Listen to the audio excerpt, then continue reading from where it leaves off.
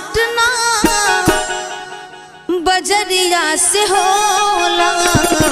उमरिया के रोग नजरिया से होला, उमरिया